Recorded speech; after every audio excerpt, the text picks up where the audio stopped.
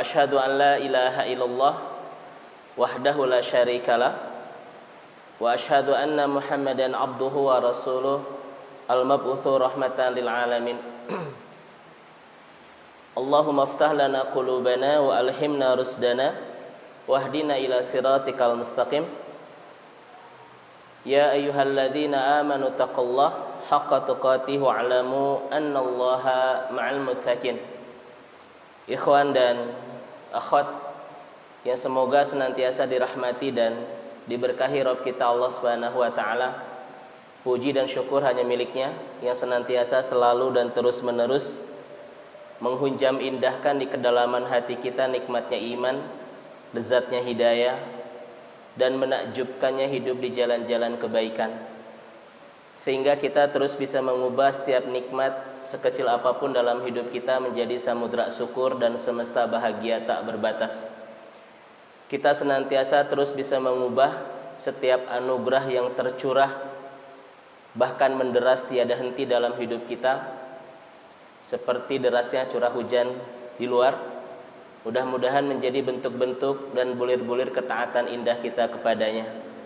Mudah-mudahan pertemuan indah iman kita sore hari ini untuk kembali melingkar iman, bertolabul ilmi dalam upaya mukafaatul ilmiah, memperdalam, memperluas kapasitas keilmuan kita dalam rangka mengokohkan bangunan indah iman kita, membenahi, memperbaiki, menata rapi ibadah kita, membersihkan, mensucikan hati kita, memesonakan akhlak kita, mengistiqomahkan hijrah dan kebaikan-kebaikan hidup kita, juga untuk semakin memantaskan melayakkan diri menjadi ahli surga. Mudah-mudahan semua paket ibadah kita sore hari ini Allah mencatatnya menjadi bagian dari amal soleh kita, menjadi mizanul hasanah, timbangan kebaikan-kebaikan akhirat kita. Allah terus gugurkan dosa-dosa kita dan mudah-mudahan semakin terus bisa mendekatkan langkah demi langkah kita ke pintu surga. Dan mudah-mudahan lingkaran iman kita seperti ini yang terus kita istiqomah melalui, mudah-mudahan semakin memantaskan kita untuk mendapatkan puncak keberkahan hidup, yaitu meninggal di puncak kedekatan, kenikmatan dan kebahagiaan hidup bersama Allah. Taib, ikhwan dan akhwat yang semoga senantiasa dirahmati dan diberkahi Rabb kita Allah Subhanahu wa taala. Hadal yaum ya, al-muhadarah al-ula, al-liqa al-awwal. Ini apa, Ustaz? Oh, masyaallah.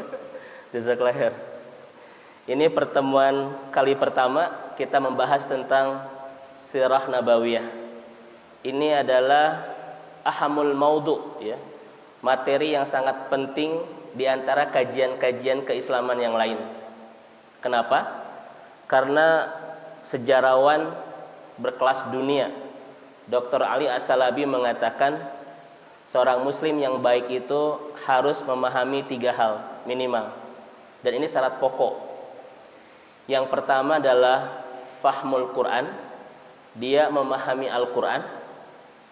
Yang kedua adalah fahmus sirah, memahami sirah nabawiyah, bagaimana cara Rasulullah SAW mengejawantahkan Al-Quran dalam kehidupan sehari-hari.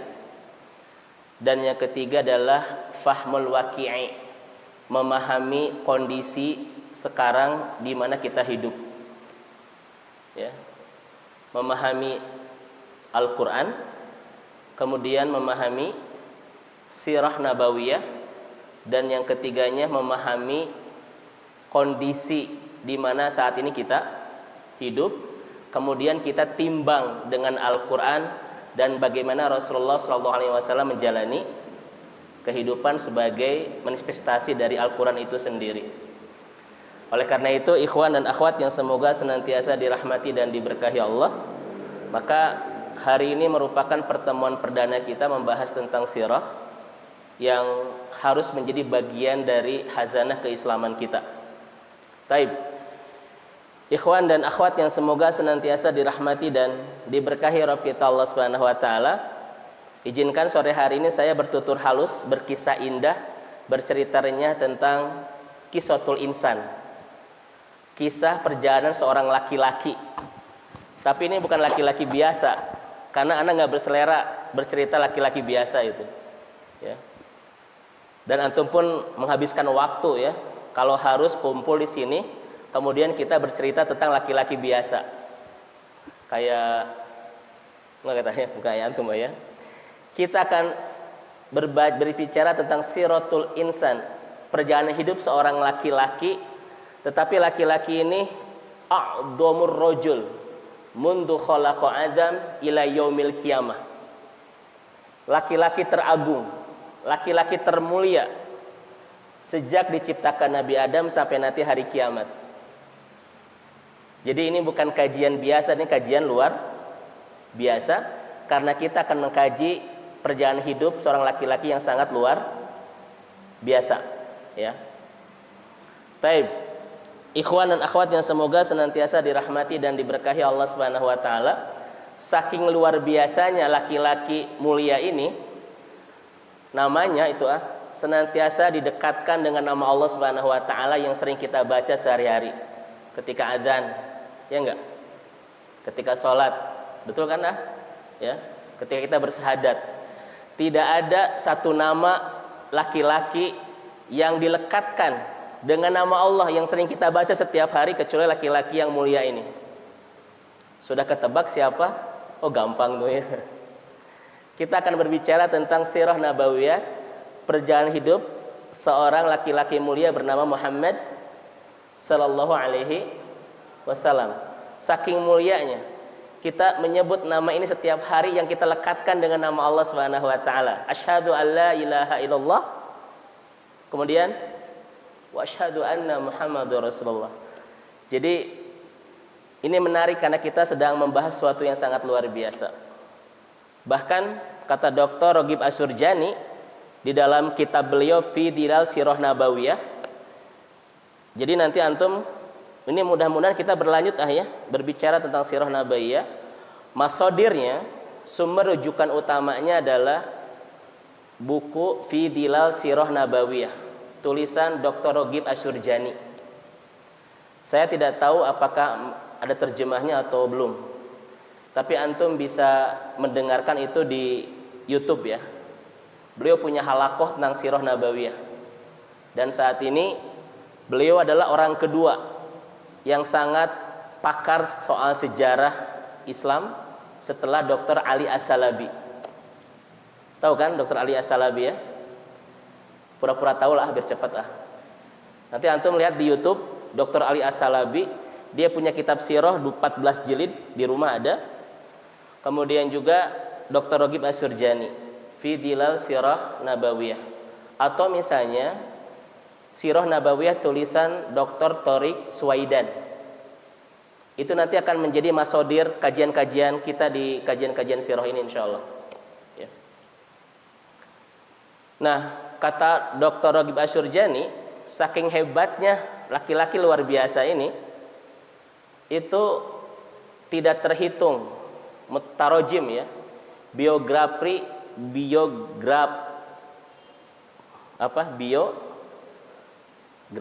betul ya? Paling banyak yang berbicara tentang biografi itu kisah hidup siapa? Rasulullah SAW. Tidak terhitung itu. Setiap orang, setiap ilmuwan, setiap cendekiawan muslim pasti mereka punya karya, salah satu karyanya tentang sirah nabawiyah ini, ya, tentang perjalanan hidup seorang laki-laki bernama Muhammad sallallahu alaihi wasallam. Ada yang menarik dari kalimat Dr. Ragib Asyurjani, hadar rajul as'adur rajul fil alam. Lelaki ini adalah lelaki terbahagia di dunia. Masya Allah. Ini loncat, ya, dari kajian sirah, tapi sekedar saya tambahan saja. Jadi kalau ada ditanya siapa laki-laki yang terbahagia di dunia, ana itu hok ahi, ya. Bukan antum tidak bahagia. Ada laki-laki yang paling bahagia melebihi antum. Siapa? Muhammad sallallahu alaihi wasallam. Apa tandanya? Huwa afqalu amanah walakin mubassiman wajhahu. Dia laki-laki yang paling berat amanah hidupnya, tetapi paling murah senyum wajahnya. Itu. Paling berat amanah hidupnya, tapi paling murah senyum wajahnya. Antum bisa dapatkan kisah ini di surat Al-Insyirah, di surat Ad-Duha ya. Bagaimana Allah Subhanahu wa taala memberikan karunia kepada laki-laki mulia ini. Ada enggak laki-laki yang paling berat beban hidupnya selain Rasulullah? Enggak ada ya. Kalau diberikan kepada antum, kira-kira antum kuat enggak? Mungkin antum akan melambaikan tangan ke kamera itu ya. I am down jana gitu. Tetapi amanahnya paling berat. Wajahnya murah senyum itu, luar biasa.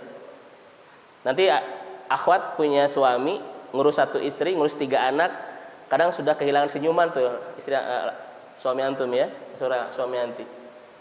Bibir sudah flat, wajah sudah zigzag gitu ya. Sudah abstrak gitu. Nah, ternyata nanti akan kita kaji, kenapa Rasulullah SAW itu dinobatkan menjadi lelaki terbahagia di dunia. Kira-kira kalau berbicara tentang materi, ada nggak alasan bahwa laki-laki agung ini menjadi laki-laki terbahagia di dunia? Soal dunia ada nggak? Tidak, ya.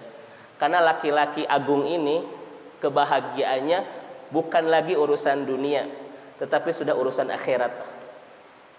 Ya, sudah urusan akhirat. Kenapa disebut laki-laki terbahagia di dunia? Karena beliau adalah orang yang paling bertakwa kepada Allah. Makin indah hubungan kita dengan Allah, maka makin bermekaran kuncup-kuncup kebahagiaan di taman-taman hati kita itu. Kenapa? Al-insan liyas'ada bi ta'atillah wa yusqa bi ma'siyatihi. Karena manusia itu akan bahagia ketika taat kepada Allah dan akan bergelisah ketika bermaksiat kepada Allah. Betul enggak?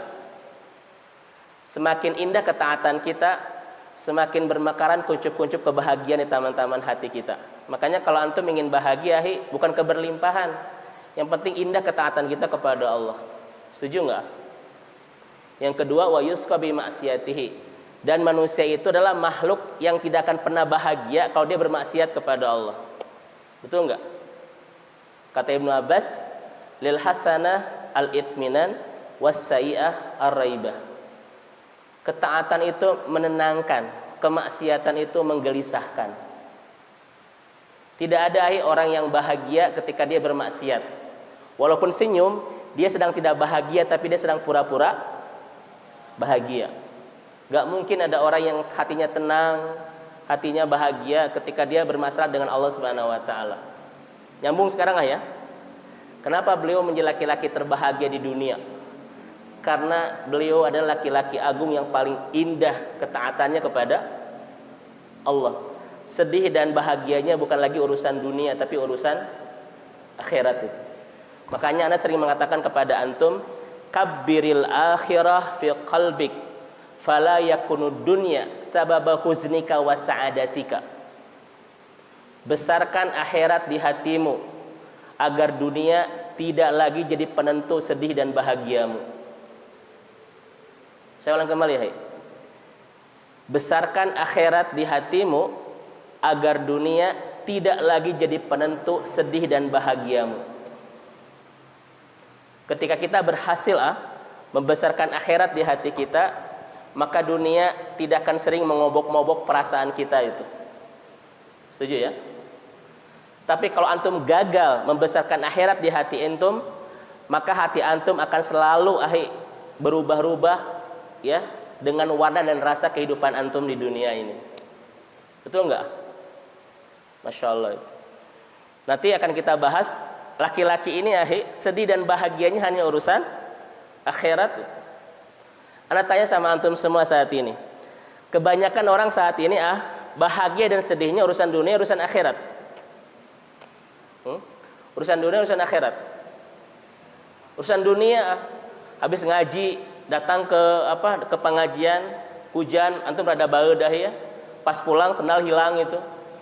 Pas ada undangan lagi ngaji lagi nah hatiku belum sembuh sendal leungit gitu.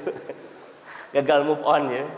Antum gara sedih dan bahagia gara-gara urusan sendal gitu ya, cemen banget begitu. Setuju ya?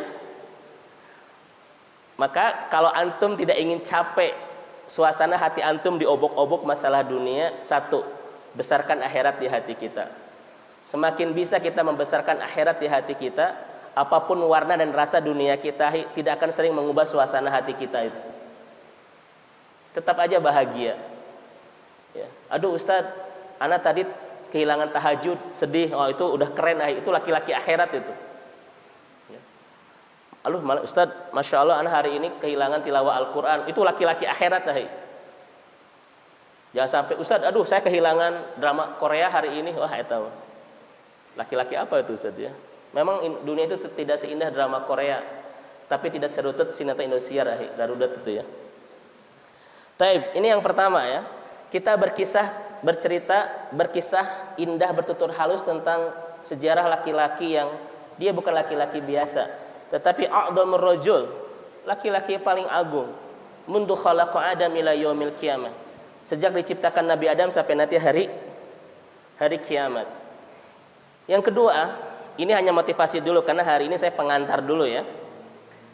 Kita sedang akan memotret kisah laki-laki yang dia memiliki tafawuq fi kulli majalat. Masya Allah. Yang memiliki segala keistimewaan di segala bidang. Ini hebatnya laki-laki ini. Kalau antum mungkin antum ada kelebihan di soal matematika, tetapi lemah di soal fisika, di soal IPS misalnya begitu ya. Atau antum jago masalah bisnis, tapi lemah masalah main bola lah ternyambung itu ya. Jadi orang itu punya tafawuq fil majalah wa intihar fi majali ukhra. Orang itu punya kelebihan di bidang tertentu, tetapi dia lemah di bidang yang lain kan? Betul enggak? Tetapi laki-laki yang akan kita bahas ini tafawuq fi kulli majalat. Dia itu yang paling istimewa di bidang apapun. Fi ibadatihi, di dalam ibadahnya. Fi muamalatihi, di dalam muamalahnya. Fi khuluqihi, di dalam akhlaknya. Fi tawadu'ihi, di dalam ketawaduannya. Fi juhdihi, di dalam kejuhudannya. Ketika antum membahas satu tema tentang bab keistimewaan, pasti laki-laki mulia ini yang paling teristimewa. Apapun yang antum bahas itu, pemimpin, suami ya, apapun yang antum sedang ingin bahas, laki-laki ini paling istimewa di antara yang lain. Kira-kira keren nggak? Masya Allah itu ya. Makanya ana bilang, ana semangat berbicara sirah. Kenapa? Karena kita berbicara laki-laki luar biasa, dan ana nggak berselera membahas laki-laki yang biasa, apalagi di bawah standar itu. Ya. Fi kulli majalat, Masya Allah. Makanya sampai-sampai di surat Al-Ahzab ayat 21 Allah mengatakan, laqad kana lakum fi Rasulillahi uswatun hasanah. Hanya 2 nabi di dalam Al-Quran yang dinobatkan menjadi uswatun hasanah. Al-Ahzab 21 tentang Nabi Muhammad, Mumtahanah ayat 4 tentang Nabi Ibrahim.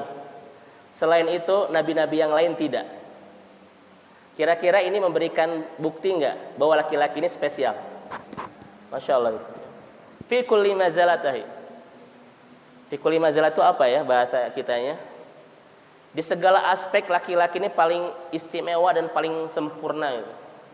Menjadi suami, menjadi pemimpin, menjadi tokoh, menjadi kepala negara, menjadi pimpinan militer kan, pedagang, dokter dan lain sebagainya. Fi kulli mazalat. Masya Allah. Tidak ada laki-laki yang paling sempurna dan paling istimewa melebihi laki-laki ini. Setuju enggak? Bahkan laki-laki ini dinobatkan khataballahu, dinobatkan oleh Al-Quran, wa innaka la'ala khuluqin qul huwallahu, bukan itu. Itu data yang ngejawab itu ya. Nata'allam, kita akan belajar siratul insan, potret kehidupan seorang laki-laki, khataballah, yang Allah nobatkan dengan satu kata yang sangat indah dalam Al-Quran, wa innaka la'ala khuluqin azim. Sungguh ada padamu wahai Muhammad khuluqin azim, akhlak yang sangat indah. Apa yang disebut dengan akhlak yang sangat indah?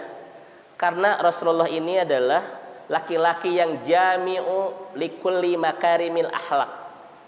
Laki-laki ini yang jami itu yang punya segala keindahan akhlak gitu. Bahasa Indonesia jadi nggak enak sebetulnya. Makarim akhlak itu apa ya? Kayak beginilah. Kayak begini ya. Kenapa Rasulullah disebut dengan makarimul akhlak? Akhlaknya karim. Secara bahasa, karim itu artinya satu, dia tampan. Tapi tampan itu punya daya pesona. Pernah saya bahas ya ketika di kajian di Masjid Agung Soreang. Nabi Yusuf disebut oleh para ibu-ibu ketika itu, hasyalillah in hadza ila malakun karim. Oh my God, ya itu bahasanya begitu. Ini bukan laki-laki biasa, tetapi ini the beautiful angel. Itu mereka bilang kepada Nabi Yusuf. Malakun karim, malaikat yang sangat tampan dan penuh daya pesona itu. Makanya kalau laki-laki biasa, tampannya disebut dengan jamil. Tapi kalau tampannya punya daya hipnotis dan daya pesona, namanya karim. Beda itu. Tampan biasa, jamil. Tampannya punya daya pesona, daya hipnotis, namanya karim. Antum karim atau jamil? Atau tidak dua-duanya? Akhwat yang cantik biasa disebut dengan jamilah, tetapi kecantikannya punya daya pesona disebut dengan karimah. Ini yang pertama. Memang Rasulullah itu ganteng, ya. Kita akui saja, setuju enggak? Rasulullah itu memang ganteng gitu. Ya. Tetapi maksud yang disebut dengan makarimul akhlak itu adalah wa fil rahimakumullah asyai'ul ladzi yaksirul manfaah. Apapun yang antum butuhkan untuk menjadi pribadi yang baik, semuanya tersedia di laki-laki ini. Itu namanya makarimul akhlak. Saya ulang kembali ya. Kenapa Rasul disebut innama buistu liutammima makarimil akhlak? Kenapa Rasul disebut dengan makarimul akhlak? Karena apapun yang antum butuhkan untuk menjadi pribadi yang lebih baik, semuanya tersedia di laki-laki ini. Ustadz, anak ingin menjadi orang yang juhud, belajar di laki-laki ini. Ustadz, anak ingin menjadi laki-laki yang sabar, belajar di laki-laki ini. Para akhwat, saya ingin menjadi perempuan-perempuan yang taat kepada Allah, belajar dari laki-laki ini. Semua tersedia di beliau. Indah enggak laki-laki ini? Masya Allah itu. Itu disebut dengan karim. Sebagaimana Al-Quran, antum tahu kan? Al-Quran itu punya 4 sifat. Al-Quranul Karim, Al-Quranul Azim, Al-Quranul Majid, dan Al-Quranul Hakim. Ya kan? Kayak begini. Mekah Al-Mukarramah, Madinah Al-Munawwarah, Ka'bah Alhamdulillahi Rabbil, nggak ada yang jawab itu. Ka'bah Allahu a'lam bi. Ka'bah itu al-musyarrafah. Nah, Al-Quran itu punya 4 sifat.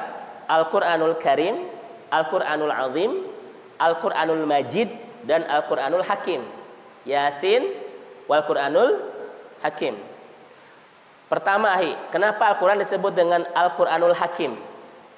Hakim itu artinya benar. Maka siapapun yang ingin mulai hidupnya benar, mulailah bersama Al-Quran. Idza turidu antugoyar hayatak wala ta'lamu an tabda ibda bil Quran. Siapapun yang ingin mulai hijrah tapi tidak tahu mulai dari mana, saya akan kasih solusi. Ibda bil Quran. Mulailah bersama Al-Quran. Kenapa? Karena Al-Quran akan membimbing hidup kita on the track itu. Orang yang tidak bersama Al-Quran pasti banyak salahnya itu. Rumah tangga yang dibangun tidak tanpa Al-Quran pasti banyak khilafnya. Bisnis yang antum bangun tidak bersama Al-Quran pasti banyak salahnya. Karena cuma satu yang akan membuat antum on the track. Apa itu bersama? Maka disebut dengan Al-Quranul Hakim. Yang kedua, Al-Quran disebut dengan Al-Quranul Majid. Apa? Majid. Qaf wal Qur'anul Majid di surat Qaf ya. Kenapa Al-Quran disebut Majid? Majid itu artinya mulia, ahi. Siapapun yang ingin menemukan sumber-sumber kemuliaan di dalam hidup, maka temukanlah di dalam Al-Quran. Artinya apa? Orang kalau tidak bersama Al-Quran, pasti dia akan mengalami hidup yang hina itu. Saya ulang kembali ya. Apapun yang antum ingin bangun tidak bersama Al-Quran, tidak akan pernah menemukan sumber-sumber kemuliaan. Betul enggak? Makanya kalau ingin mulia di sisi Allah, salah satu yang antum harus bersamai adalah bersama Al-Quran. Al-Quran itu apa, yarfa'uka indallah, akan terus meninggikan kedudukan antum di mata Allah. Itu dahsyat banget ya. Yang ketiga apa? Al-Quranul Azim. Kenapa disebut dengan Al-Quranul Azim? Azim itu artinya agung. Betul kan ya? Agung di sini pengertian para ulamanya adalah Al-Quran itu apapun di dalamnya mukjizat, hurufnya mukjizat, keindahan bahasanya mukjizat, keindahan tasyri'nya mukjizat, keindahan tarikhnya mukjizat, iramanya pun mukjizat. Betul nggak? Apapun yang ada dalam Al-Quran semuanya adalah mukjizat. Jadi kalau antum ingin menemukan sumber-sumber kemukjizatan, keajaiban, mulailah hidup bersama Al-Quran. Itu Kira-kira antum ada yang butuh mukjizat gak? Keajaiban? Ada, Ustaz. Ada orang yang sudah 40 tahun tapi belum menikah. Butuh keajaiban gak? Ada orang yang sudah menikah sekian belas tahun tapi belum dikaruniai putra. Ada orang yang punya banyak hutang tapi gaji kantornya cuma 12 koma. Tanggal 12 dia harus siap-siap koma itu. Butuh keajaiban enggak? Kadang dalam hidup kita butuh tanda kutip keajaiban. Dari mana kita menemukan sumber-sumber keajaiban itu? Antum harus bersama Al-Quran itu. Itu namanya azim. Ya. Masya Allah itu. Nah yang kita bahas yang terakhir, Al-Quranul Karim. Kenapa disebut Al-Quranul Karim? Apapun yang antum butuhkan untuk membangun istana kebahagiaan dunia dan akhirat, itu semuanya ada di dalamnya. Itu paham ya? Apapun yang kita butuhkan untuk membangun istana-istana kebahagiaan dunia akhirat, itu semuanya ada di mana? Di Al-Quran. Makanya Toha ayat 2 mengatakan ma'anzalna 'alaikal qur'ana litashqa. Bersama Al-Quran tidak mungkin antum tidak bahagia. Kalau antum saat ini banyak yang tidak bahagia, pasti sedang tidak romantis bersama Al-Quran. Saya ulang kembali ya, biar ini menimbulkan sebuah pemahaman yang indah. Apa itu karim? Rasul disebut dengan karim, Al-Quran disebut dengan karim, Allah disebut dengan karim juga kan? Salah satu asmaul husnanya ya. Kenapa Rasul disebut dengan karim? Apapun yang antum butuhkan untuk menjadi pribadi yang baik, yang layak mendapatkan kebaikan dunia dan akhirat, semuanya ada di laki-laki ini. Kenapa Al-Quran disebut dengan karim? Apapun yang antum butuhkan untuk membangun istana kebahagiaan dunia dan akhirat, semuanya ada di Al-Quran ini. Makanya Anda sering bilang sama antum semua, at-ta'is, orang yang paling menderita adalah may yaqra'u asyara kutubin, orang yang banyak membaca puluhan buku tentang bagaimana cara hidup bahagia, tetapi di sampingnya ada Al-Quran yang tidak dia baca. Itu bukan orang yang paling bahagia, tapi paling menderita itu. Paham? Taib. Sekarang masuk ya. Kenapa disebut dengan innama bu'istu makarimal akhlak? Taib. Jadi belajar tentang perjalanan laki-laki ini bukan sekedar belajar tentang biografi biasa, tetapi akan menumbuhkan banyak sumber-sumber kebaikan di kehidupan kita itu. Ya. Betul nggak? Kesabaran kita, ya, kejuhudan kita, saja ketawaduan kita, keistiqomahan kita, apapun sumber-sumber kebaikan itu akan kita dapatkan ketika kita memahami dan memotret perjalanan laki-laki ini. Ini ana harus sampaikan dari awal, karena ana khawatir antum ketika bicara sirah seperti sedang bicara bab dongeng aja gitu. Enggak, ya. Ana tidak tertarik kalau ngedongeng itu. Kita sedang berbicara tentang sebuah tema yang sangat penting di dalam kajian-kajian keislaman. Setuju ya? Kemudian yang keempat, apa yang menarik dari kajian kita hari ini? Kita sedang berbicara tentang siratul insan, memotret kehidupan seorang laki-laki alladzi yu'ti syafa'ah likulil umam fil akhirah. Yang laki-laki ini akan memberikan syafaat nanti di hari kiamat. Bukan hanya kepada umatnya, tetapi kepada semua umat-umat yang ada sebelumnya. Keren gak itu? Ada nggak selain Nabi Muhammad memberikan syafaat? Ada nggak? Tidak. Semua umat-umat terdahulu, bahkan kita, akan mendapatkan pertolongan nanti di akhirat lewat siapa? Laki-laki mulia ini. Bayangkan, rasakan itu, ya. Ini kajian sangat luar biasa. Baik ikhwan dan akhwat yang semoga senantiasa dirahmati dan diberkahi Rabb kita Allah Subhanahu wa taala. Beliau adalah laki-laki yang ada dua hadis panjang sekali berbicara tentang laki-laki ini nanti di akhirat bukan sekedar memberikan syafaat, tetapi dia adalah laki-laki yang paling sibuk bolak-balik datang kepada Allah untuk menyelamatkan siapa? Menyelamatkan kita itu. Bayangin ketika nanti di akhirat kita sibuk dengan amal masing-masing, ya, dengan pertanggungjawaban masing-masing. Tetapi ada seorang laki-laki yang sibuk, yang kesibukannya bukan memikirkan sendiri, tetapi memikirkan umatnya. Bolak-balik datang kepada Allah Subhanahu wa taala untuk menyelamatkan kita. Jadi wajar nggak kalau kita harus belajar tentang sirah laki-laki ini? Masya Allah. Dia adalah laki-laki yang asghalur rajul fil akhirah. Laki-laki yang paling sibuk nanti di akhirat. Untuk apa? Nyelamatin kita semua itu. Ya. Mudah-mudahan nanti kita bisa mendapatkan syafaat beliau. Ya, Masya Allah. Indah ya. Dan kemudian yang kelima, kenapa membaca dan memotret sirah nabawiyah ini menjadi sesuatu yang sangat spesial? Karena kita sedang akan bertutur halus, berkisah indah tentang siratul rajul, sejarah laki-laki lan nadkhulal jannata illa khalfahu, yang kita nggak mungkin masuk surga kecuali di belakang dia. Paham maksudnya? Paham ya?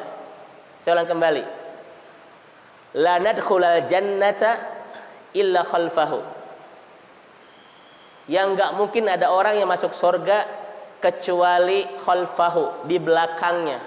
Maksudnya harus mengikuti apa yang beliau sunnahkan dalam kehidupan kita. Betul enggak? Ada enggak orang yang ke surga tanpa mengenal laki-laki ini? Ada enggak?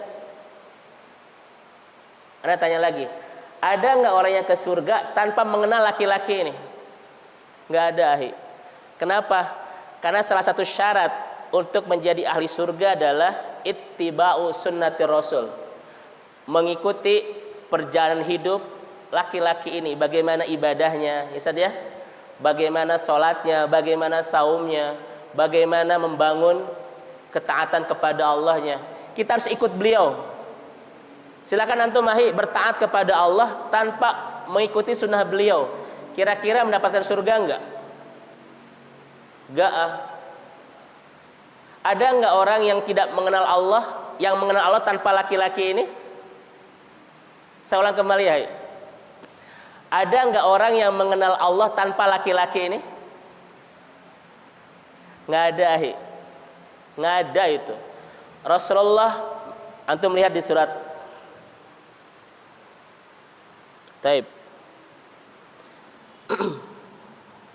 Taib.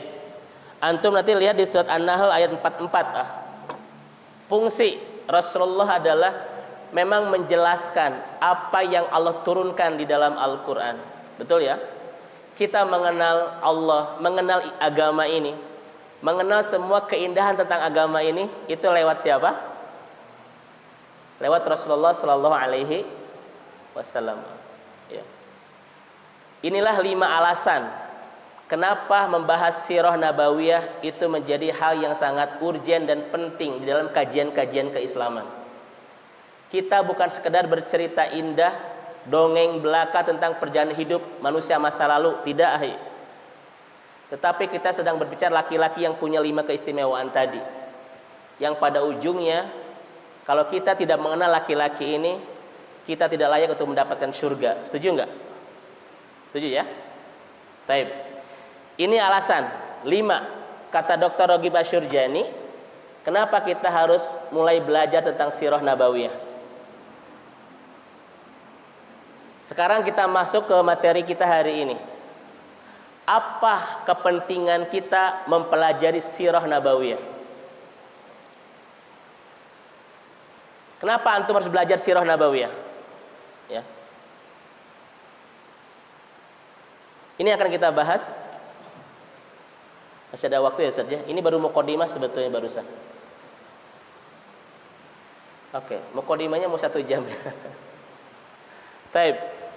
Sekarang kita bahas tentang materi yang cukup penting hari ini. Ahamiyatu, kepentingan mempelajari sirah nabawiyah. Yang pertama, kenapa kita harus mengkaji sirah nabawiyah? Yang pertama adalah nuridu an-nafqahu masadirus syani li tasyri'ud dinul Islam. Karena kita harus memahami sumber kedua dari agama Islam. Namanya masdarus syani li tasyri', sumber kedua dari pedoman agama Islam. Apa itu? Apa? Sumber pertama apa? Al-Quran. Sumber kedua hadits. Kenapa kita harus mempelajari sirah nabawiyah? Untuk bisa memahami sumber kedua dalam Islam, yaitu hadits, sunnah itu. Pertanyaan saya kepada antum semua, bisa nggak antum memahami Al-Quran tanpa hadis? Bisa nggak? Nggak bisa. Bisa nggak antum memahami hadis Rasul tanpa sirah? Nggak bisa juga. Jadi kira-kira penting nggak belajar sirah ini? Apa fungsi hadis bagi sunnah bagi Al-Quran? 1, mufassiran, menafsirkan apa yang belum antum pahami dalam Al-Quran. Betul kan? Contoh misalnya, aqimus shalah, dirikan oleh antum salat. Bagaimana kaifiyahnya? Apa yang antum harus baca dalam salat? Semuanya ada di Al-Quran atau di As-Sunnah? As-Sunnah. Jadi kita nggak mungkin bisa memahami Al-Quran tanpa menggunakan sumber kedua, yaitu As-Sunnah. Dan antum nggak mungkin bisa memahami As-Sunnah tanpa belajar sirah nabawiyah. Gitu loh. Itu kepentingannya belajar sirah. Caib. Misalnya Allah mengatakan kutiba alaikumus syiyam, kataba kutiba alal ladzina min qablikum la'allakum tattaqun. Antum harus melaksanakan saum. Bagaimana tata cara saum? Kapan sahur? Kapan buka? Apa yang tidak boleh ketika antum sedang saum? Apa yang dibolehkan dalam saum dan lain sebagainya? Itu ada di Al-Quran, ada di As-Sunnah. Sunnah itu. Paham ya? Makanya nggak mungkin kita bisa memahami Al-Quran dengan utuh tanpa memakai alat sumber kedua, yaitu As-Sunnah. Sunnah itu mubassiron lil Quran, tabyinan lil Quran, takyidan limutlaqil Quran. Ada banyak fungsinya buat Al-Quran. Dan As-Sunnah juga antum nggak akan bisa paham kalau tidak memahami dan memotret bagaimana sirah Rasul. Bagaimana ketika Rasul itu sedang ruku, bagaimana Rasul itu ketika sedang takbiratul ihram. Itu semuanya ada di sirah kan? Itu dalam bab ibadah. Bagaimana cara Rasul itu membangun rumah tangga. Bagaimana cara Rasulullah itu berjihad. Bagaimana Rasulullah itu membangun muamalah. Bagaimana Rasulullah SAW itu membangun sebuah rumah tangga yang islami. Itu semuanya ada di mana? Di sirah. Pertama, ini kepentingannya. Setuju ya? Anda bertanya sama antum semua, apa yang disebut dengan sunnah? Apa yang disebut dengan sunnah?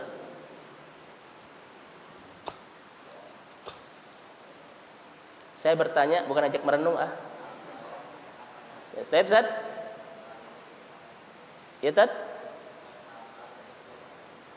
Hal-hal yang dilakukan oleh Rasulullah SAW. Ada yang bisa lengkap gak? Fadhol Zat. Sama? Kalau sama nggak ngacung atau? Gitu tuh. Ada yang bisa, Tad? Apa yang disebut sunnah? Taib. Jadi sebut taib, Ustaz.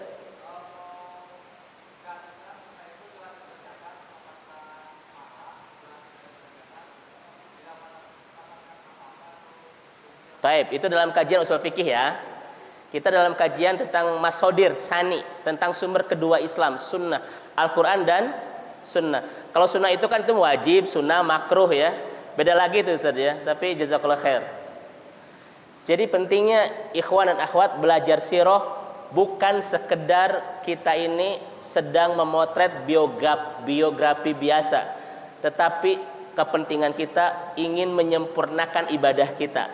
Karena nggak mungkin ibadah kita sempurna tanpa memotret sirah Rasulullah. Paham ya? Apa itu sunnah? Aqwal wal af'al wa takrirun nabi. Perkataan Nabi, perbuatan Nabi, dan persetujuan Nabi, ya, itu disebut dengan sunnah. Nanti ada banyak yang dilakukan oleh para sahabat yang disetujui oleh Nabi, itu disebut dengan sunnah. Ya. Kalau yang tadi dikerjakan mendapatkan pahala, tidak dikerjakan tidak mendapatkan apa-apa. Dosa maksud gitu saja, tidak berdosa gitu, bukan tidak apa-apa. Itu adalah sunnah dalam kajian usul fikih. Wajib, sunnah, makruh, haram, mubah ya. Itu temanya seperti itu. Apa kata Rasulullah? Taraktu fikum amroyni lan tadilu abadan. Aku tinggalkan buat kalian dua hal yang kalian berpegang teguh ke dalamnya, tidak akan pernah tersesat selamanya. Pertama apa? Pertama Al-Quran, kedua sunnah. Itu kata Rasulullah. Taib. Saya ingin memotret dulu Ada 3 kekhawatiran kita hidup di fase akhir zaman. Ini 3 kekhawatiran yang disampaikan di dalam hadis-hadis Rasulullah SAW. Sebagai orang mukmin ada 3 kekhawatiran kita hidup di fase akhir zaman. Karena fase akhir zaman ini memiliki 3 kriteria. Yang pertama adalah al-fitan. Apa? Fitan. Apa yang disebut dengan fitan? Jam'un minal fitnah, yaitu jama dari fitnah.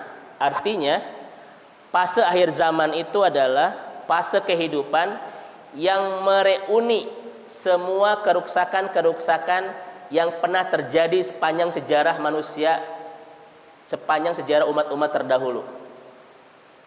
Ana tanya sama antum, keruksakan di zaman Nabi Yusuf di sini ada enggak? Ada enggak? Fitnah tentang lawan jenis. Taib. Keruksakan di zaman Nabi Lut di sini ada enggak? Kerusakan zaman Nabi Adam sini ada gak? Jadi zaman yang disebut dengan nihayatul alam, fase akhir zaman itu apa?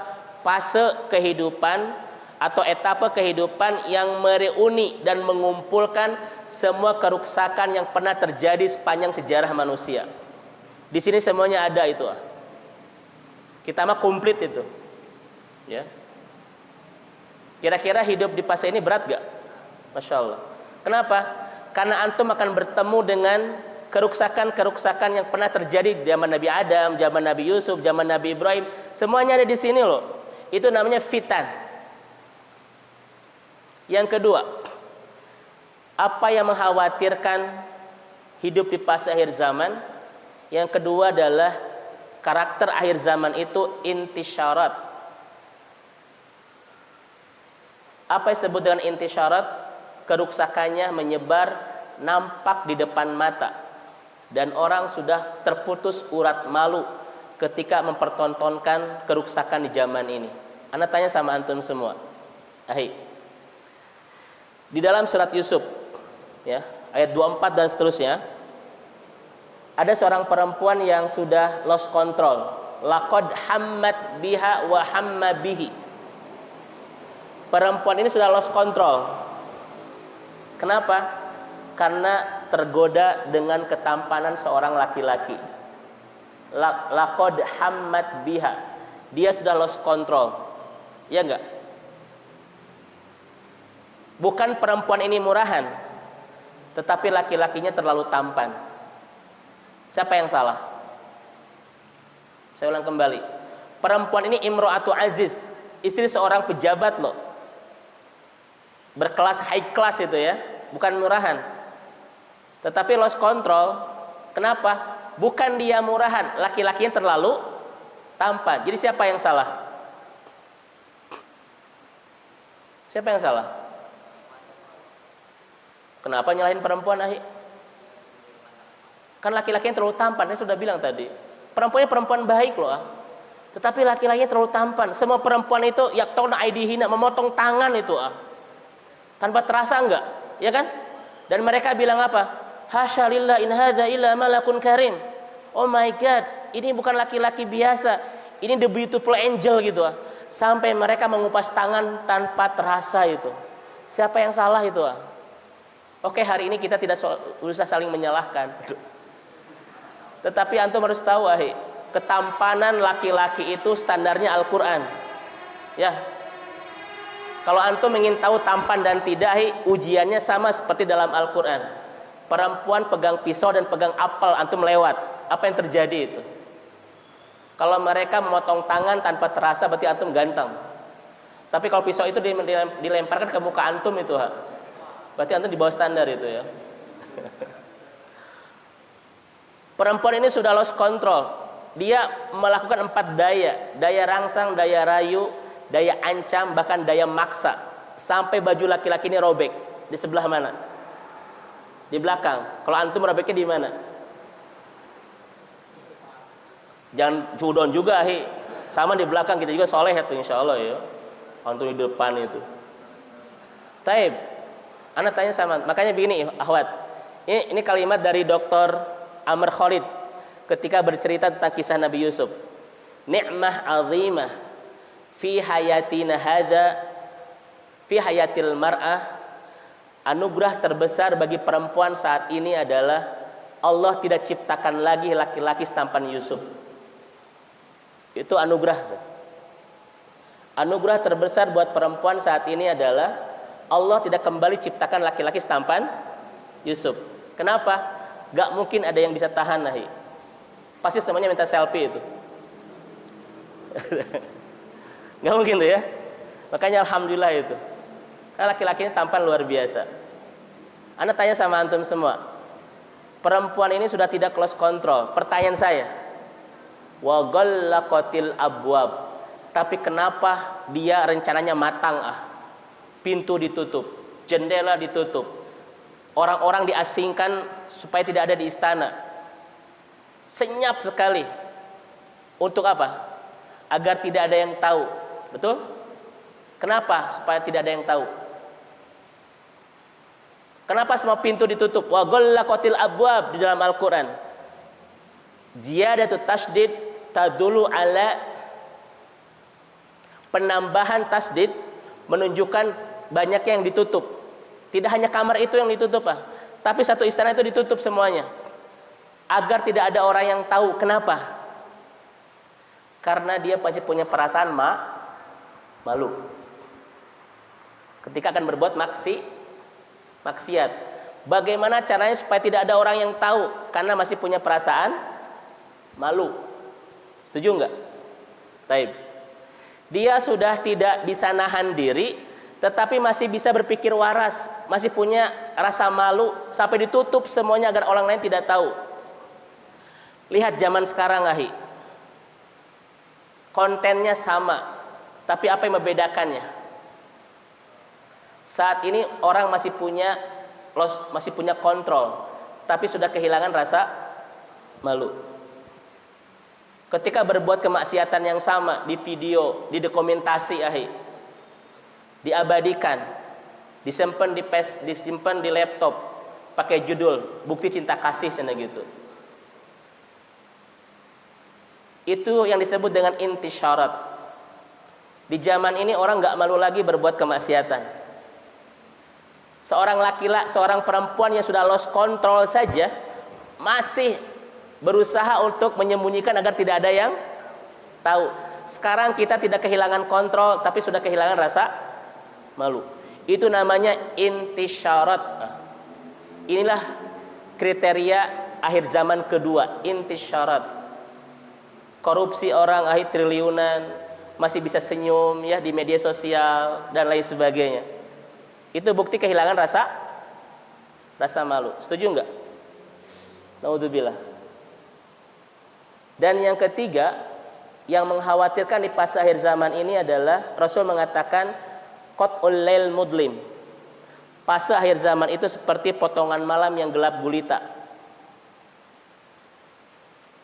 Apa yang disebut dengan gelap gulita? Kata Rasul, la ya'tiyanna 'alan nasi zamanun la yubali fihi bima akhadal mal am min halalin aw min haramin. Sampai orang tidak tahu lagi mana halal, mana haram, mana hak, mana batil. Kenapa? Karena seperti pekatnya malam yang gelap gulita, dia tidak tahu mana yang benar, mana yang salah. Itu zaman sekarang, Dan kata Rasulullah, taraktu fikum, aku tinggalkan buat kalian dua hal yang kalau kalian berpegang teguh ke dalamnya, di fase hidup yang berat pun antum tidak akan pernah tersesat. Apa itu? Al-Quran dan As-Sunnah. Tapi antum nggak mungkin bisa memahami Al-Quran tanpa Sunnah, dan nggak mungkin bisa memahami As-Sunnah tanpa sirah. Jadi kira-kira penting nggak belajar sirah ini? Taib. Itu ya, masya Allah itu. Ini saya bangun dulu motivasi ya, untuk semangat mempelajari sirah nabawiyah. Setuju ya? Jadi kalau ada antum yang masih beranggapan sirah hanya sekedar dongeng saja, hanya sekedar cerita saja, hanya sekedar wawasan saja, ini salah besar. Kita harus mempelajari kenangan untuk menjadi panduan, ya gak? Sirah itu kan kenangan. Kenapa kita harus pelajari untuk menjadi panduan kehidupan kita? Gak mungkin antum punya panduan dalam menjadi kehidupan sekarang tanpa mempelajari memori dan kenangan masa lalu. Ya, tentang bagaimana Rasulullah SAW menjalani kehidupan. Ini yang pertama, hikmah dan kepentingan kita belajar sirah. Memahami sumber-sumber yang penting di dalam agama kita, yaitu Al-Quran dan As-Sunnah. Yang kedua, kenapa kita harus mempelajari sirah nabawiyah?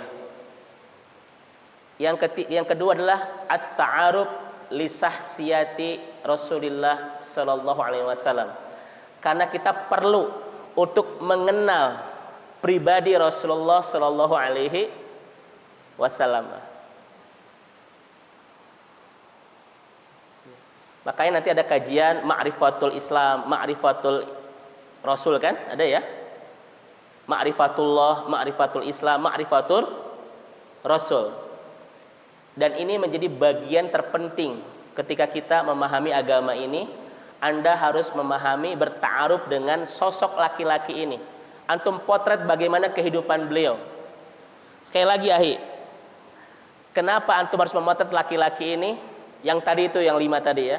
Itu alasannya. Antum sedang mempelajari laki-laki ini, bukan laki-laki biasa, tetapi utusan Allah yang disebut dengan Rasulullah. Penting nggak? Penting ya. Setuju ya? Taib.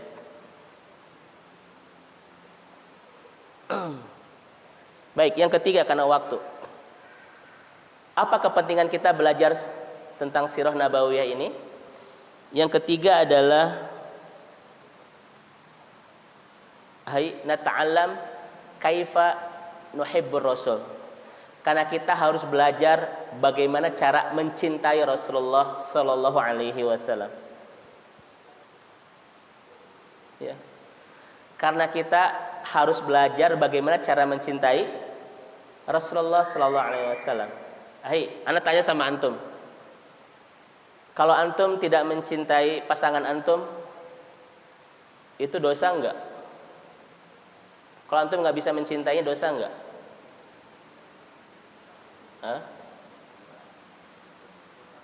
Dosa enggak? Itu bab selera semuanya. Tetapi kalau antum tidak mencintai Rasulullah, dosa enggak? Apa kata Rasul? La yu'minu ahadukum hatta, ya, tidak dianggap orang beriman sehingga aku lebih dia cintai daripada dirinya, orang tuanya dan anaknya itu. Itu disebut dengan iman loh. Siapa orang yang beriman itu? Orang yang mencintai Rasul melebihi dirinya sendiri dan keluarganya itu. Setuju enggak? Jadi mencintai Rasul itu bukan bab selera. Kalau antum tidak mencintai istri antum, itu urusan antum, ya, terserah antum, itu bab selera. Tapi kalau antum tidak mencintai Rasul, itu masalah besar. Ada apa dan keimanan antum? Antum dianggap orang yang nggak beriman kalau tidak mencintai laki-laki ini. Pertanyaan anak kepada antum, antum bisa nggak mencintainya sebelum antum bertaaruf dengannya? Bisa nggak? Ya nggak bisa. Bagaimana cara mencintai laki-laki ini? Antum ta'aruf, antum kenali dengan indah bagaimana potret laki-laki ini. Setuju nggak? Makanya tak kenal maka bukan begitu, tak sayang, saya lupa ya bahasa gitu ya. Nah gitu lah, gitu ya. Taib. Makanya hubbur rasul min alamatil imanul amik. Cinta kepada Rasul tanda kedalaman iman seseorang. Semakin hebat iman seseorang, semakin kuat menghunjam di kedalaman hatinya tentang sebuah cinta kepada Rasulullah SAW. Itu disebut dengan orang yang beriman. Setuju ya? Antum tahu Rabi'ah bin Ka'ab? Rabi'ah bin Ka'ab ini usianya ada yang mengatakan 9 tahun, ada yang mengatakan 12 tahun, ada yang mengatakan sampai masih muda lah. Saya yang bercerita sedikit Namanya Rabi'ah bin Ka'ab al-Aslami. Hadis ini dari Abu Hurairah, diriwayatkan oleh Imam Muslim. Apa kata Rabi'ah? Rabi'ah ini iwafillah rahimakumullah, seorang pemuda yang tidak merasakan bahagia kecuali dekat dengan Rasulullah. Jadi dia minta izin untuk tinggal di rumah Rasulullah sallallahu alaihi wasallam. Saking bahagianya dia karena diizinkan oleh Rasul, dia siapkan semua kebutuhan-kebutuhan Rasulullah sallallahu alaihi wasallam. Sampai dia menyiapkan air wudu Rasulullah sallallahu alaihi wasallam. Makanya ketika ada pertanyaan, siapakah penyedia air wudu Rasul? Rabi'ah bin Ka'ab al-Aslami. Rasul mencintai pemuda ini. Rasul jatuh cinta kepada pemuda ini. Sampai Rasul mengatakan, "Ya Rabi'ah, salli." Wahai Rabi'ah, mintalah kepadaku. Aku akan perkenankan permintaanmu. Tapi apa kata laki-laki ini? "Ya Rasulullah, uridu murafaqataka fil jannah." Ya Rasulullah, aku hanya ingin membersamaimu sampai ke surga. Lihat itu iman namanya. Tidak ada yang dia inginkan, tidak ada yang membahagiakan laki-laki muda ini kecuali ingin terus bersama Rasul sampai ke surga itu. Coba kalau ditanya laki-laki sekarang, antum ingin apa? Kira-kira jawaban antum apa? Ingin Brompton. Pasti macam-macam ya. Apa kata laki-laki ini? Aku tidak menginginkan yang lain ya Rasulullah, kecuali uridu murafaqataka fil jannah. Aku hanya ingin menemani engkau sampai ke surga. Indah enggak? Saya sedang tidak bicara tentang bab siapa Robi'ah, tetapi saya ingin berbicara tentang bab cinta itu. Seperti inilah cinta kepada Rasul itu, melebihi apapun yang kita miliki dan kita cintai di kehidupan kita. Kata Rasulullah, "Ghairu dzalika ya Robi'ah." Adakah permintaan selain itu wahai Robi'ah? Apa kata beliau? "Wadzaka." Aku tidak ingin yang lain ya Rasul. Aku cuma ingin itu, bersama engkau sampai ke surga. Indah enggak? Masya Allah. Itu disebut dengan iman itu. Dan kata Rasulullah, "Fa'inni ala nafsika bikasrati sujud." Bantulah aku untuk mengabulkan permintaan Anda dengan memperbanyak sujud. Kita sedang tidak bicara bab sujud, tetapi sedang bicara tentang bab cinta yang begitu merekah di dada-dada orang beriman di sekeliling Rasulullah SAW. Dan cinta itu harus kita hadirkan saat ini. Bagaimana caranya? Terus bertaaruf dengan laki-laki ini. Setuju ya? Masya Allah. Ana punya kisah yang cukup menarik. Hadis Rasulullah riwayat Imam Muslim dari Anas bin Malik. Rasul melewati pekuburan. Setelah melewati pekuburan, Rasul terdiam, tertunduk. Para sahabat pun ikut tertunduk dengan rasa heran, kenapa Rasul tertunduk gitu. Tiba-tiba Rasul meneteskan air mata. Dada para sahabat bergumuruh. Mereka pun tidak bisa membendung air mata, jatuh berjatuhan, tapi dengan rasa ingin tahu kenapa Rasul menangis. Tapi mereka pun ikut menangis itu. Kayak beginilah, kalau Anda tiba-tiba nangis, kira-kira antum merasakan suasananya enggak? Merasakan enggak? Pasti merasakan kan? Dan antum bingung, ini Ustaz Dedi kenapa nangis, kan begitu. Para sahabat pun demikian. Ketika Rasul itu meneteskan air mata, mereka bergumuruh dadanya, ikut menangis. Tapi ini kenapa Rasul menangis? Tapi mereka pun ikut menangis. Setelah reda, Rasul bilang apa? Wadidtu qadra aina ikhwanana. Aku sangat merindukan bertemu saudara-saudaraku. Lihat. Wud itu cinta yang sangat luar biasa, kerinduan yang sangat mendalam. Sampai-sampai Rasul tidak bisa menahan rasa rindu, berjatuhan air matanya. Karena rindu sama saudaranya. Para sahabat ketika itu bertanya, "Awalasna ikhwanaka ya Rasul?" Bukankah kami ini saudara engkau ya Rasulullah? Apa kata Rasul? "Antum ashabi." Engkau bukan saudaraku, engkau sahabatku. Wa ikhwanuna alladzi lam ya'tu min ba'du. Sementara saudaraku itu yang belum hadir saat ini. Siapa? Siapa? Kita semua. 15 abad yang lalu, laki-laki agung ini yang teragung sejak zaman diciptakan Adam sampai nanti hari kiamat, air matanya berjatuhan karena merindukan siapa? Merindukan kita. Bayangin itu, yang disebutkan wadid itu, wud itu rindu yang begitu mendalam itu, sampai tidak bisa membendung air mata. Pertanyaan saya kepada antum semua, air mata kita saat ini jatuh gara-gara untuk siapa itu biasanya? Ketika air mata Rasul jatuh karena merindukan kita, air mata antum jatuh merindukan siapa? Merindukan keinginan yang belum terkabul mungkin ya, dan lain sebagainya. Bayangin 15 abad yang lalu laki-laki agung ini meneteskan air mata karena merindukan kita semua itu. Bayangin itu. Maka pantas gak kalau kita mencintai beliau? Pantas karena beliau pun teramat mencintai kita sampai air matanya tidak terbendung itu. Ya. Antum bayangkan bagaimana ketika kita bicara tentang Nabi Muhammad ini, tiba-tiba beliau hadir saat ini bersama kita itu. Bayangin itu. Masya Allah ya. Ini hadisnya panjang, tapi saya cut dulu ya.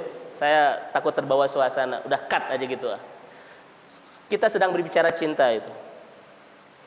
Ya, makanya kata Rasulullah, Kalau antum ingin mendapatkan halawatul iman, iman itu ada rasanya, dan ternyata rasanya itu manis. Halawatul iman, iman itu ada rasanya. Rasanya apa? Manis. Bagaimana supaya kita bisa merasakan rasa manis iman ini? Salah satunya adalah ketika antum mencintai Rasulullah melebihi siapapun yang ada dalam kehidupan kita saat ini, keluarga kita dan lain sebagainya. Selama kita belum mencintai Allah dan mencintai Rasul melebihi apapun yang kita miliki dan kita cintai, maka selama itu kita tidak akan pernah merasakan manisnya iman itu. Ustadz, saya ingin mencintai Rasulullah sebagaimana Rasul mencintai kita. Saya ingin berjatuhan air mata saya seperti air mata Rasul jatuh untuk merindukan kita. Bagaimana caranya? Yuk kita belajar sirah nabawiyah. Untuk apa? Membangun cinta yang indah itu. Antum tahu nggak Sauban? Sauban ini seorang laki-laki yang tidak tenang hatinya sebelum melihat Rasulullah Shallallahu Alaihi Wasallam. Makanya dia berusaha untuk terus melihat wajah Rasulullah Shallallahu Alaihi Wasallam, karena tidak ada yang bisa menenangkan suasana hatinya selain melihat wajah Rasulullah Shallallahu Alaihi Wasallam. Sauban namanya. Suatu saat beliau ingin bertemu Rasulullah, tetapi dia tidak menemukan Rasulullah Shallallahu Alaihi Wasallam. Baru ketika menjelang ghurubus syam, terbit terbenam matahari, kemudian Rasul mendapati laki-laki ini sedang menangis, terisak-isak gitu. Ketika ditanya, kenapa kamu menangis? Ma balak ya Sauban? Kenapa kamu menangis wahai Sauban? Apa kata laki-laki ini? Ini versinya banyak ya. Di Ibnu Hisham ada dan lain sebagainya. Saya Rasul sedang membayangkan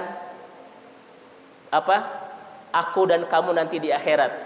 Karena iman kita berbeda, ketakwaan kita berbeda. Ini saya singkat saja ya. Pasti surga kita pun akan berbeda. Dan ketika di akhirat, aku selamanya tidak akan pernah menemukan engkau ya Rasul. Dan kata Sauban, satu hari saja aku tidak menemukan engkau ya Rasul, aku tidak kuat. Apalagi nanti di akhirat selamanya aku tidak akan pernah menemukan engkau. Nangis itu Bayangin sama antum itu. Satu hari saja aku tidak bertemu engkau, aku gak kuat ya Rasulullah. Apalagi nanti di akhirat, gara-gara surga kita berbeda, selamanya aku tidak akan pernah menemukan engkau. Maka satu hari saja tidak kuat, apalagi nanti di akhirat. Untuk ke surga saja, sahabat ini nangis. Kenapa?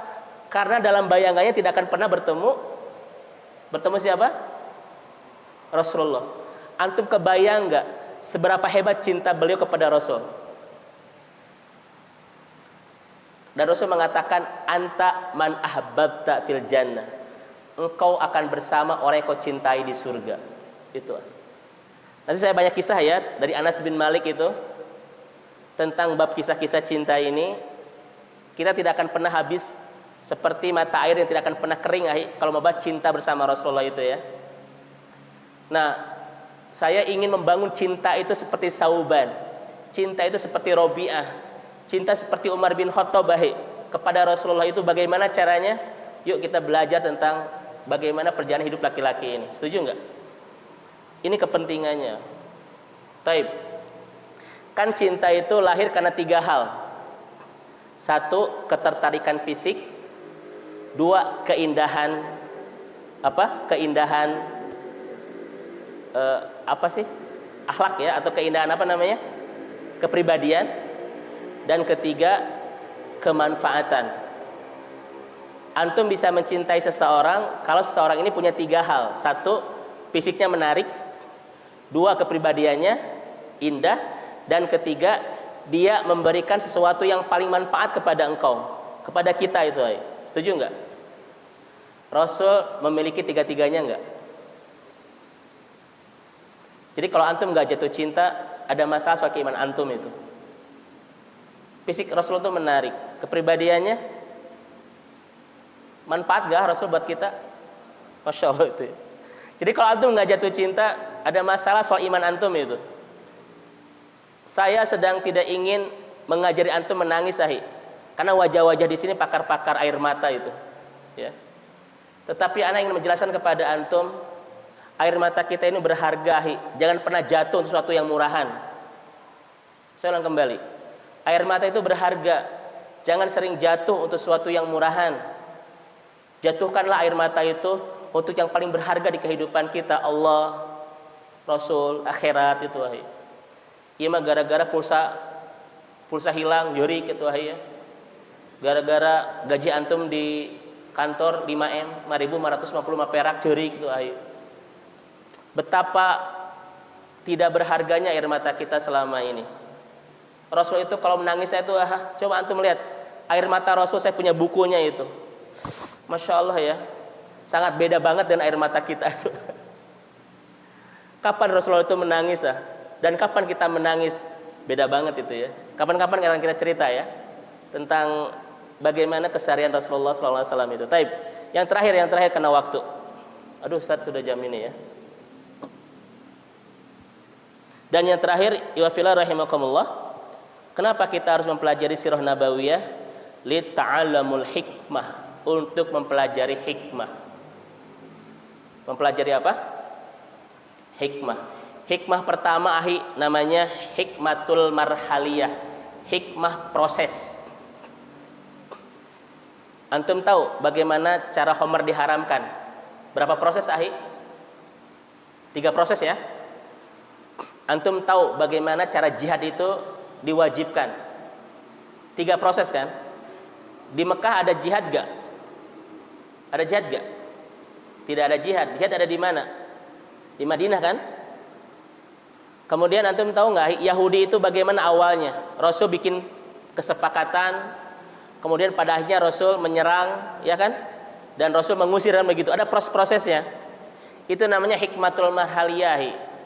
Jadi ketika antum menjalankan agama ini harus betul-betul memahami proses. Contoh misalnya, ketika antum ingin mendakwahi ibu antum karena dia tidak pakai kerudung, harus pakai proses.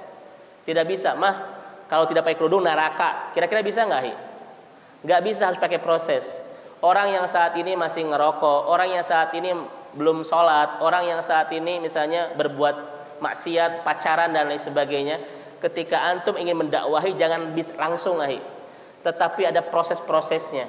Sebagaimana Rasul mengharamkan khamr, tahapannya 3 kali.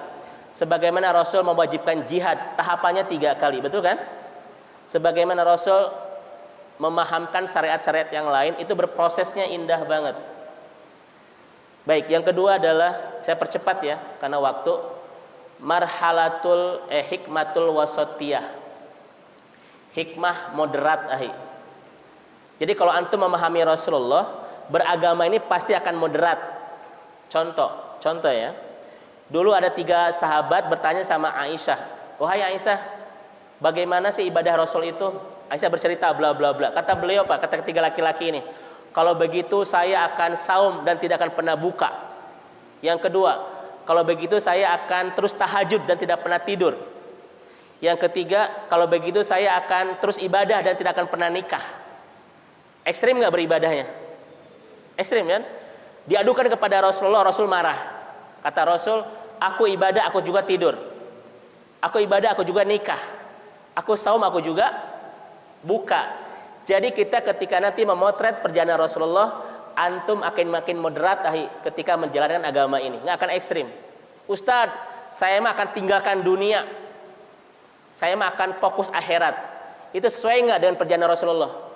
Tidak. Makanya nanti antum akan makin dewasa, makin bijak beragama ini ketika memahami sirah Rasulullah Shallallahu Alaihi Wasallam. Setuju ya? Dan hikmah yang ketiga adalah Rasul itu sebelum menaklukkan apapun, yang beliau pertama taklukkanlah hati dulu Rasul itu kalau berdakwah seninya adalah menaklukkan hati.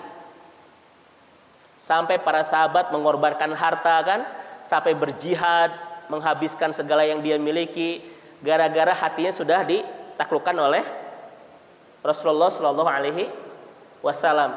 Banyak yang Yahudi masuk Islam gara-gara hatinya ditaklukkan oleh Rasulullah dengan keindahan kepribadiannya dan lain sebagainya. Maka kalau antum ingin berdakwah, sebelum antum menaklukkan apapun, satu, taklukkan dulu hati itu. Kalau orang sudah diambil hatinya, dia bisa berikan segalanya. Antum baca buku At-Thoriq Ilal Qulub, tulisan Abbas Asisi, itu bagus banget. Bagaimana cara menyentuh hati, ahi. Karena dakwah ini kan bab cinta. Dakwah itu cinta. Apa itu cinta? Sesuatu yang mengikat hati ke hati itu. Setuju ya? Itu. Coba kalau istri antum, ahi, sudah antum pegang hatinya, dia akan berikan segalanya enggak? Itulah Rasulullah ketika berdakwah, menaklukkan para hati itu, sehingga mereka bisa berikan segalanya. Sebelum Futuh Mekah terjadi, ya, menaklukkan kota Mekah itu, terlebih dahulu Rasul taklukkan apa dulu? Hati-hati para sahabat ini, sampai mereka berjuangnya luar biasa untuk bersama Rasulullah Shallallahu Alaihi Wasallam. Ini saya mohon maaf karena waktu saya tidak bisa perpanjang. Satu, antum akan makin bijak soal proses, makin bijak soal apa? Soal kebijaksanaan dalam agama ini. Dan ketika antum berdakwah, pasti antum akan seperti Rasulullah. Berdakwah itu adalah seni menaklukkan hati, ya. Ini saya ingin jelaskan tapi lain waktu insyaallah nanti di kajian berikutnya. Ustaz, mangga ana segitu dulu ya untuk mukadimah.